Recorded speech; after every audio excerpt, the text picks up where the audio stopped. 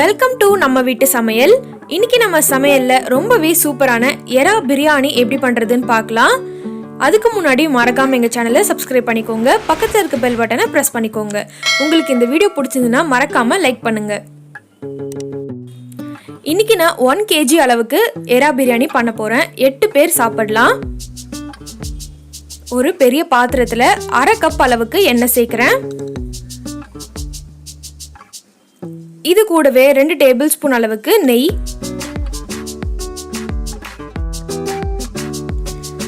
2 பிரிஞ்சி இலை, 3 ஏலக்காய், 1 துண்டு பட்டை, ஜாதி பத்திரி கொஞ்சம் எடுத்திருக்கேன், கல்பாசி கொஞ்சம் எடுத்திருக்கேன், 3 கிராம்பு, 1 ஸ்டார் பூ, 1 மராத்தி மொக்கு எடுத்திருக்கேன். இப்போ இதெல்லாத்தையும் சேர்த்துடலாம். நல்லா பொரிஞ்சு வரட்டும்.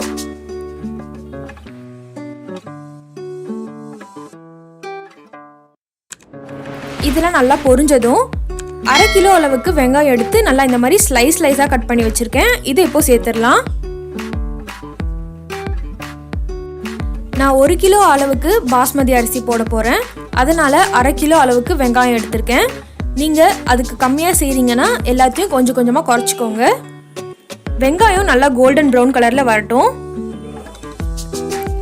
இப்போ கொஞ்சமாக நேரம் மாறி வந்திருக்கு. ரொம்ப ஹை ஃப்ளேமில் வைக்காதீங்க, அப்புறம் வெங்காயம் எல்லாம் கருகிடும். கொஞ்சம் மீடியமாக வச்சு கிளறி விட்டுருங்க.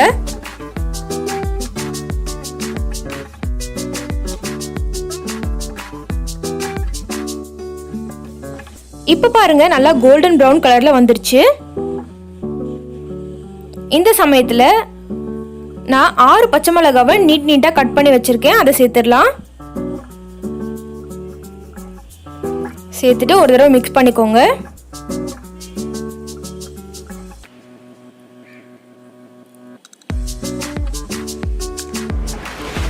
அரை கப் அளவுக்கு புதினா எடுத்து நல்லா க்ளீன் பண்ணி வச்சிருக்கேன். அதையும் சேர்த்துடலாம்.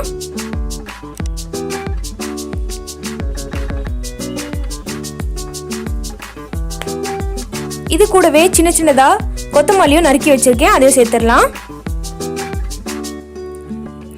இது எல்லாத்தையும் சேர்த்துட்டு நல்லா மிக்ஸ் பண்ணிடுங்க. இது ஒரு 2 நிமிஷம் அப்படியே இருக்கட்டும்.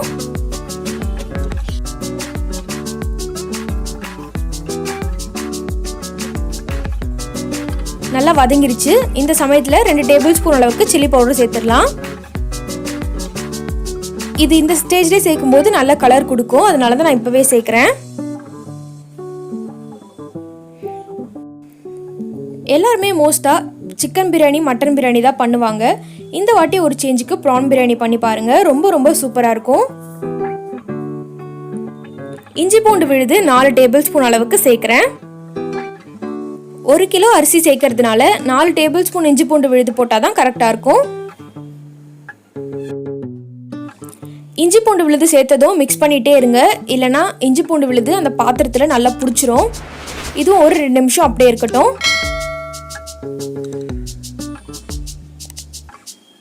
இப்போ தக்காளியை சின்னதாக நறுக்கியிருக்கேன். 1/4 கிலோ அளவுக்கு தக்காளி எடுத்திருக்கேன். 1/2 கிலோ வெங்காயம் சேர்த்தேன். அதுக்கு பாதி 1/4 கிலோ அளவுக்கு தக்காளி சேர்க்குறேன். இது நல்லா தட்டு போட்டு க்ளோஸ் பண்ணிடுங்க. 5 நிமிஷம் மீடியம் ஃப்ளேமில் இருக்கட்டும். 5 நிமிஷம் ஆயிடுச்சு. இப்போ பாருங்க, நம்ம சேர்த்த தக்காளி நல்லா குழஞ்சு வெந்து வந்திருக்கு. இப்போ இதில் நல்லா க்ளீன் பண்ணி வச்சிருக்க ப்ரான்ஸை சேர்த்துடலாம். 1 கிலோ அளவுக்கு ப்ரான்ஸ் எடுத்திருக்கேன்.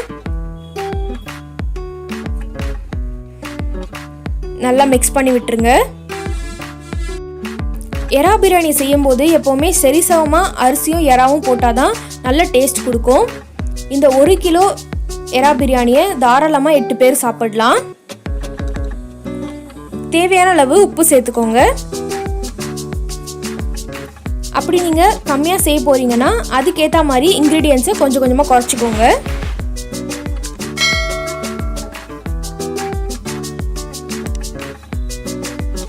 இதில் 1 டேபிள் ஸ்பூன் அளவுக்கு மஞ்சள் தூள் சேர்த்துடலாம். சேர்த்துட்டு நல்லா மிக்ஸ் பண்ணி விட்டுடலாம்.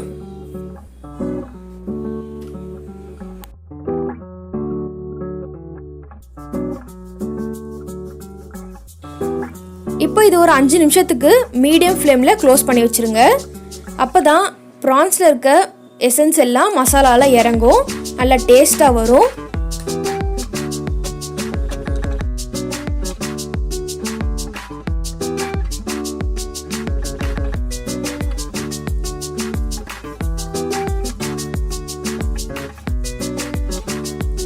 இப்போ இதில் தண்ணி சேர்த்துடலாம். எப்போவுமே பிரியாணிக்கு தண்ணி சேர்க்கும் போது சுடு தண்ணி சேர்த்துக்கோங்க, அதுதான் ரொம்ப ரொம்ப நல்லது. நான் ஆழாக்குக்கு 2 கிளாஸ் தண்ணி எடுத்திருக்கேன். அப்போ 1 கிலோவுக்கு 10 கிளாஸ் அளவுக்கு தண்ணி எடுத்திருக்கேன். நீங்கள் எவ்வளோ செய்கிறீங்களோ அதுக்கேற்ற மாதிரி குறைச்சிக்கோங்க. ஒரு ஆழாக்குக்கு 2 கிளாஸ் தண்ணி. இப்போ இது நல்லா கொதிச்சு வரட்டும். பாருங்கள், நல்லா கொதிக்க ஆரம்பிச்சிருச்சு. நல்லா கொதி வந்ததும் நம்ம ஊற வச்சு வச்சுருக்க பாஸ்மதி ரைஸ் எடுத்து இதில் சேர்த்துடலாம். 1 kg அளவுக்கு பாஸ்மதி ரைஸ் எடுத்திருக்கேன், அதை இப்போ சேர்த்துடலாம். அரிசி சேர்த்ததும் ரொம்ப மிக்ஸ் பண்ணிகிட்டே இருக்காதீங்க, அரிசி உடஞ்சிரும். லைட்டாக மிக்ஸ் பண்ணுங்கள், அதுவே போதும்.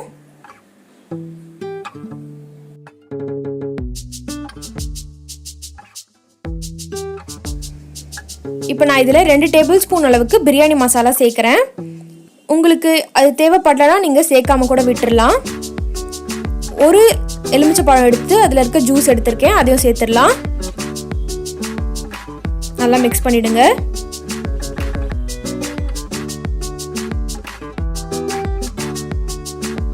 இப்போ இது ஒரு 2 நிமிஷம் அளவுக்கு நல்லா கொதிச்சு வரட்டும்.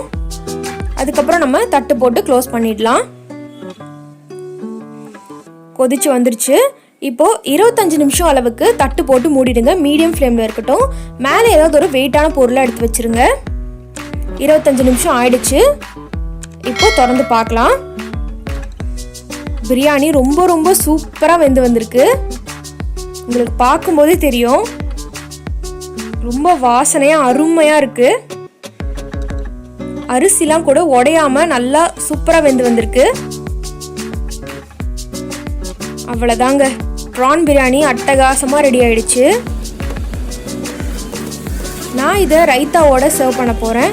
உங்களுக்கு பிரியாணி கத்திரிக்காவோட சர்வ் பண்ணணும்னு நினச்சிங்கன்னா பிரியாணி கத்திரிக்காவும் எங்கள் சேனலில் போஸ்ட் பண்ணியிருக்கேன். அந்த வீடியோவும் மறக்காமல் பாருங்கள். எங்கள் சேனலுக்கு சப்ஸ்கிரைப் பண்ணிக்கோங்க.